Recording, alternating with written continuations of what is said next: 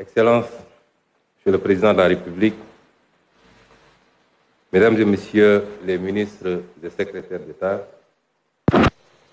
Excellences, Mesdames et Messieurs les ambassadeurs et tout corps diplomatique confondus, Mesdames et Messieurs les présidents des organisations patronales, des organisations des commerçants, des chambres consulaires et chambres des métiers, Mesdames et Messieurs les directeurs généraux, directeurs nationaux et chefs de service, Mesdames et Messieurs les représentants des partenaires financiers et sociaux, Mesdames et Messieurs les représentants des autorités religieuses et coutumières, Mesdames et Messieurs les représentants des partis politiques et de la société civile, chers invités,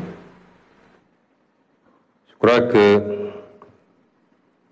nos talentueux artistes qui viennent de présenter ont pratiquement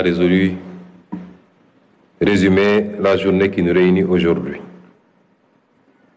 Il y a des moments dans la vie d'une nation qui transcendent les défis immédiats, des instants où l'ambition collective prend le dessus sur les intérêts particuliers. Aujourd'hui en est un. Excellences, Monsieur le Président de la République, Mesdames et Messieurs, ce qui nous réunit aujourd'hui, la vision 2050 pour le Sénégal, est l'aboutissement d'un long combat qui a pris sa source il y a un peu plus de 10 ans, dans le refus de la malgouvernance, de l'injustice et de l'arbitraire au sein de l'administration. Il s'est transformé ensuite en un projet politique solide, ambitieux et progressivement porteur d'espoir. Les Sénégalais l'ont plébiscité le 24 mars 2024 par le choix net porté sur le président Bassirou Diomaye Diakhar Faye à la magistrature suprême. Si nous nous sommes opposés avec résilience pendant tant d'années, c'est que, en patriotes convaincus, nous étions conscients et inquiets des ravages, des mauvais choix, des mauvaises pratiques de nos élites gouvernantes depuis l'indépendance sur notre pays. Au moment du bilan, le constat est celui d'une économie marquée par des décennies de dépendance et de mauvaise gouvernance, où les opportunités pour la jeunesse, les femmes et les entreprises locales ont souvent été sacrifiées au profit d'intérêts personnels.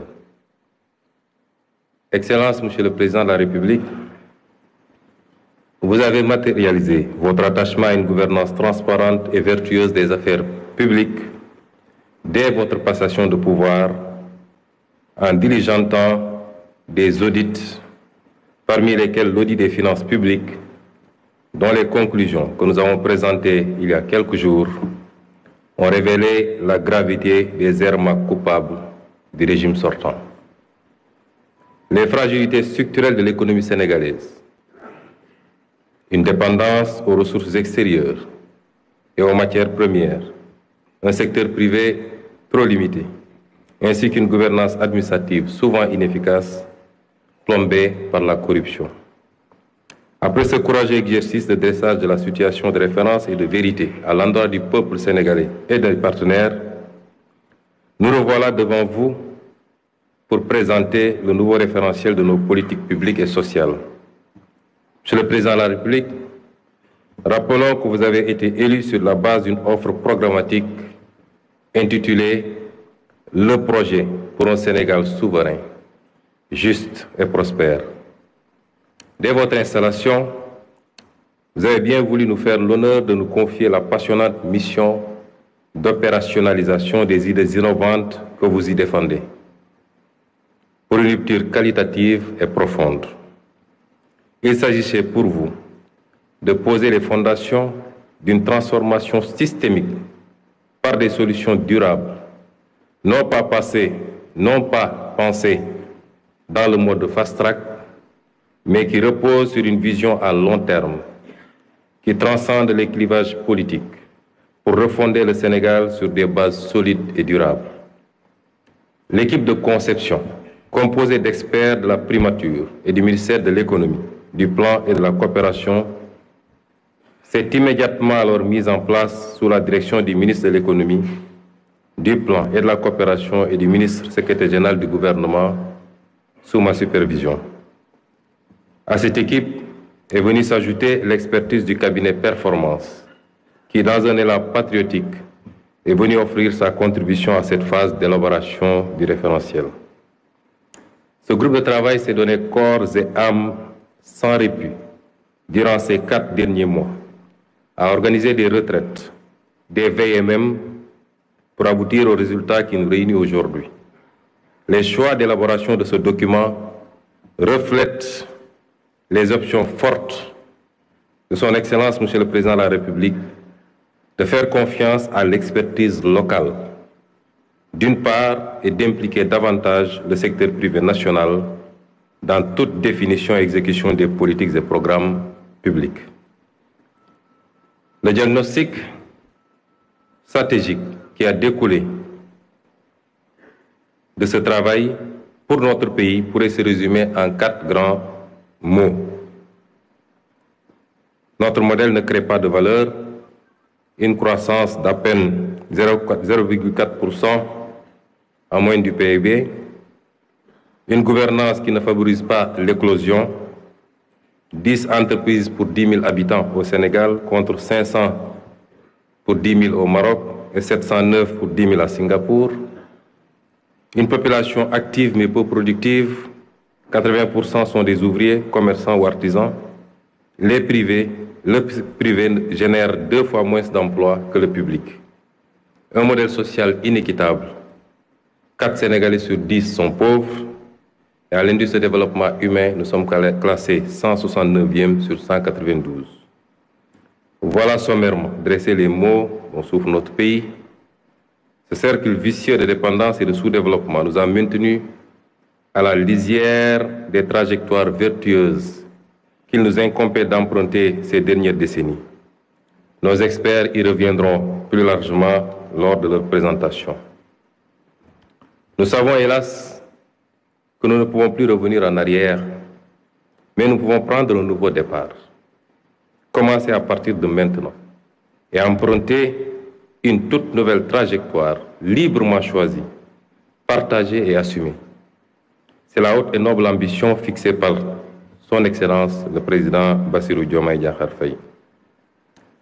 Pour y parvenir, nous ne ferons plus comme avant, courir d'une réforme à une autre, d'un projet à un autre, touchant à tout, laissant bien souvent par-ci, par-là un goût d'inachevé, et toujours dans la précipitation électoraliste et le diktat du prochain mandat. Nous avons pris le pari d'adopter un nouveau modèle de développement sur le long terme, reposant d'une part sur un État stratège qui favorisera grandement le développement de filières compétitives, de pôles territoires viables, avec des villes épicentres et un secteur privé national fort. Comment y parvenir?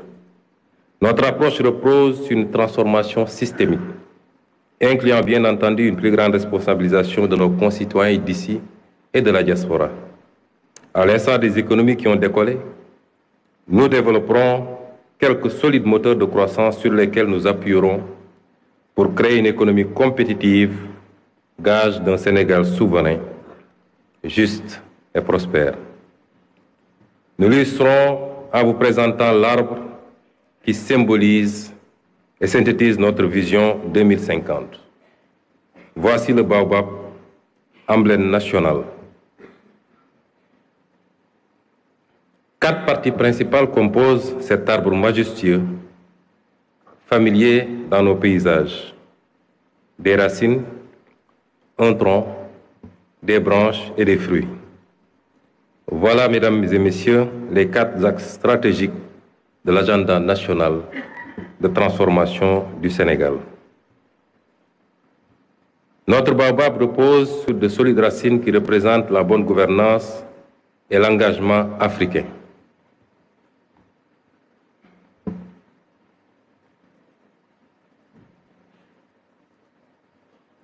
Bonne gouvernance et engagement africain. a leer lépp leer ci askan wi maanaam jub jubbal ak jubbanti loolu mooy indi jàmm ak dal ci noonu itam lañuy gën a dooleel lëkkaloo gi am ci suñ diggante ak yeneeni réewu Afrique yi ñu mën a àndandoo liggéey ngir mën a yegg ci mébét yi ñu bokk.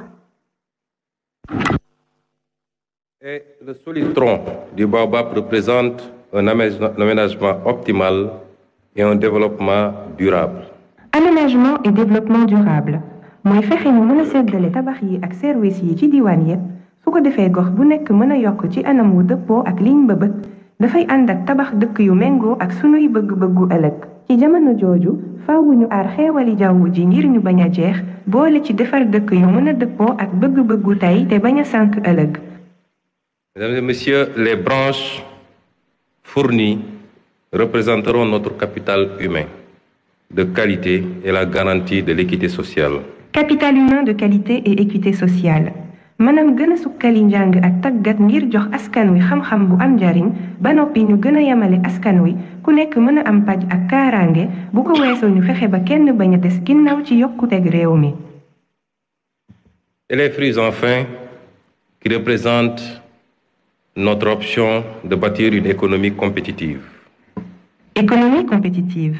li ñu jublu mooy Sénégal bu moom boppam jub te am naataange ànd ak koom-koom gu am taxawaay maanaam sos koom-koom gu mën a joante ak àddina si loolu dina gën a dooleel barabi yokkute yi gën a yombal liggéey yi gën a yombal dundinu askan wi su réew mi jàppale secteur privé bi mu am doole ba noppi fexe moom boppam ci wàllu koom-koom loolu dina tax alal ji am njariñ ci askan wi ci noonu lañuy gën a yombalee ay liggéey ak ay gis-gis yu bees ci dëkk bi.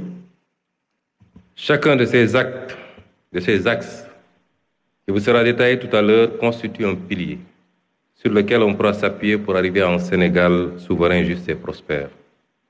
La nouvelle stratégie de développement pour les 25 prochaines années, grâce au scénario de rupture que nous proposons, devrait donc conduire à terme à récolter les fruits de notre baobab. Un Sénégal souverain, juste et prospère, c'est une nouvelle trajectoire de développement. C'est des moteurs de croissance en pleine expansion. C'est enfin une nouvelle carte économique et de nouveaux corridors. Monsieur le Président de la République, distingués invités, il ne me reste plus qu'à laisser la place à nos experts pour vous fournir plus de détails sur le nouveau référentiel. La présentation se fera en 3 étapes. Le diagnostic, qui sera introduit par M. Cheikh Moudou Thiam, directeur de la planification au ministère de l'économie, du plan et de la coopération. La vision 2050 par M. Victor Ndiaye du cabinet Performance, la déclinaison quinquennale et le cadre de mise en œuvre par M. Souleymane Diallo, directeur général de la planification et des politiques économiques au ministère de l'économie, du plan et de la coopération. Suivra ensuite le panel qui permettra à quelques discutants de donner leur première impression et à une représentation du gouvernement de répondre éventuellement à leurs sollicitations.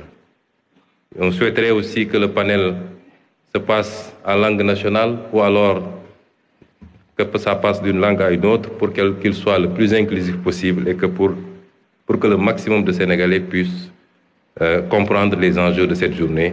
Je vous remercie de votre aimable attention.